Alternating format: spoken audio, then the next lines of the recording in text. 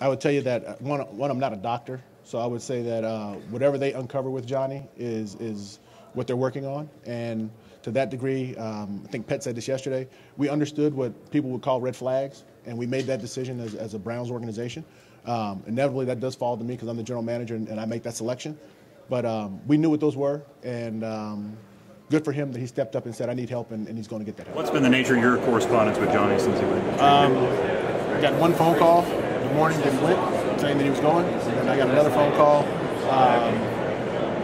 asking me to speak to him for a moment in a session or something that he was having. So to that degree, I've spoken to him twice, and that's really what it was. Again, I think any player that has the requisite skill set and put in the right position can have success.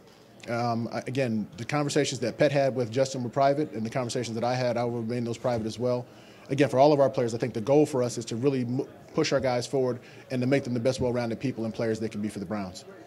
I would say that you learn more information the longer you're with someone. So again, initially when Justin came to Cleveland, everything seemed standard. And then as times went on, the coaching staff became more aware because they probably spend more time with the players on a daily basis than myself or somebody from the scouting department.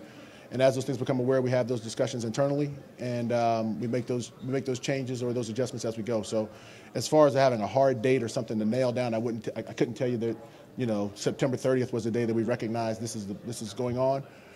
But over time, I think those things kind of played themselves out, and those conversations happened organically. Looking back on it, was the thing with Justin something that should have been caught before you guys drafted him? Or is there any way that you guys feel like whatever this issue is could have been seen beforehand?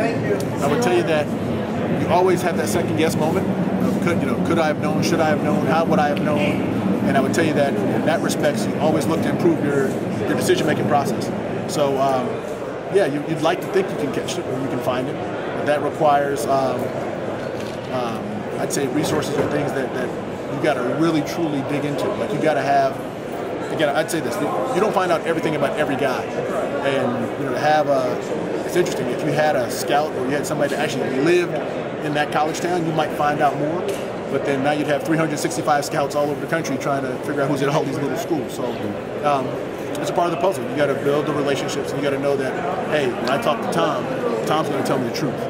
And as you build those relationships, that's when you start to get that real. If you get this thing straightened out, Gilbert, you think you're going to get the player that you thought you drafted? I think the player's in there. I really do. I think he's capable and credible.